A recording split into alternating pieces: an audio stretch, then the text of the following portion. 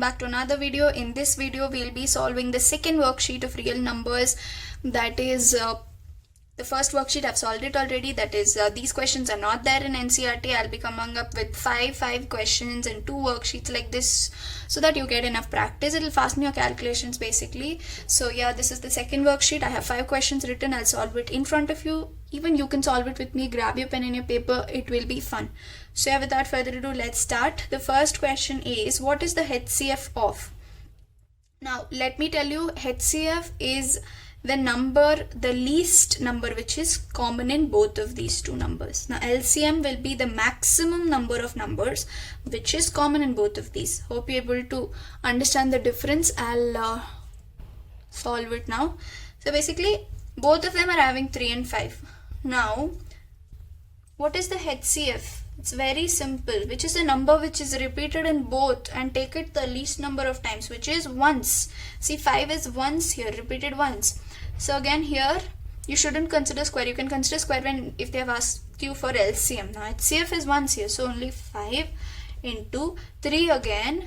Square is the least, cube is more. Now you could have considered cube if they've asked for LCM, but the least which is repeated in both of this is 3 square. So consider 3 square. 3 3s are 9, 9 5s are 45 is your HCF. Hope you understood. Now the next sub question under that is, find out the HCF of 13 cube into 2 square and 2 cube into 3 square into 13 square. Now again, HCF is the number which should be common in both of these.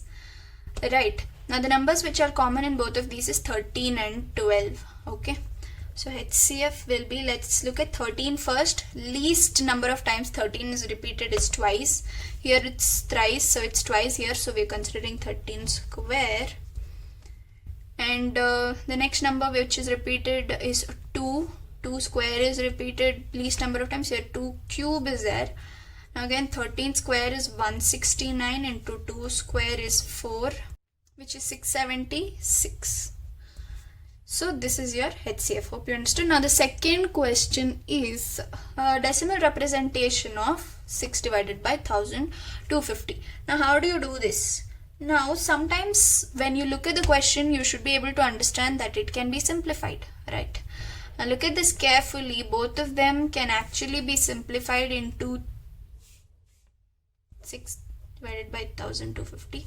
It can be written as 3 or wait into 2. 2 into 3 is 6 and 2 into 6 to 5. Right, 2 into 625 will give you 1250 and 2 into 3 will give you 6. So I've just simplified it. It's just simplifying so that it makes things simpler for you. Now what is 625? Let's quickly do the LCM. 5 into 1s are 5 into 2 5s are, and 5 into 25 is 125 and 5 into 5. Now you have 5 4 times, so can this be written as 5 power 4? Now again, if you look at the previous videos in my theory where I've solved everything, the exercise questions. If you look at them, you'll understand that if your denominator is in the form of 5 to the power n, 2 to the power m form, and the prime factors should be either 2, 5 or both 2 and 5. Apart from that, no other numbers should be there. If you have it, then you will have a terminating decimal expansion, right? So this is terminating. Now we have understood that it's terminating. Now how do you put it in decimal representation? Now it's difficult to sit and do the long division over here, because 3 divided by 625 is a huge division. So you guys know that 2 into 5 is 10, right? Similarly, 2 power 4 into 5 power 4 will be 1 followed by 4 zeros. Whatever is the power, that many zeros. Now when you have a number divided by 1 followed by 0 form, you can easily convert it into decimal. For example, if I give you 4 divided by 10, you will immediately write it as 0.4. You won't take time.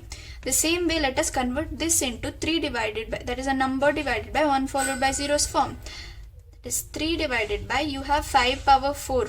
Let us multiply it with 2 power 4 in both numerator and denominator, so that you are left with 1 followed by 4 zeros. Now this is 48. 48 divided by 10,000 can easily be written as what? 0 point, you need to put 4 digits after the decimal points, because you have 4 zeros but you have only 2 digits in the numerator, so add 2 zeros and write 48. So simple.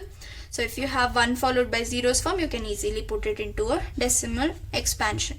Now the third question is 3 positive integers. It's a word problem. I mean, it looks complicated, but it's very simple. I'll explain it. 3 positive integers a, b, c can be represented as a is equal to x square y z, b can be represented as x y square z, and c can be written as x y square z. Sorry, it is, the question is wrong, sorry, x y z cube. C can be represented as x y z square. Now they're asking you to find out what is the LCM. Now you guys know LCM is what? You have to take the numbers which are most repeated in all of them. That is the common number. All of A, B, C have common as x, y, z. But you have to take the one which is most repeated in all of them. That is x square. X is there in all of them and it is highest in A. So you take x square here. Now again y square, because it is repeated the maximum number of times, that only you have to take. In B it is repeated. Now again z, again you have to take it as square because you have twice as the highest. Now this is LCM. If they would have asked HCF, for your reference I'm telling, if they would have asked HCF, you should take it just once. That is the least number of times when they have repeated, that you have to take the common ones. Least number of times repeated, that you will have to take it as HCF. Now the next question is question number 4. What are the possible values of the remainder r when a positive integer a is divided by 3? Now in your exams they wouldn't have given you this hint that it is Euclid's division algorithm or Euclid's division lemma. Since I have understood, I have written it for your reference that the hint is Euclid's division lemma. Looking at the question, you can easily understand they are referring to elements like remainder.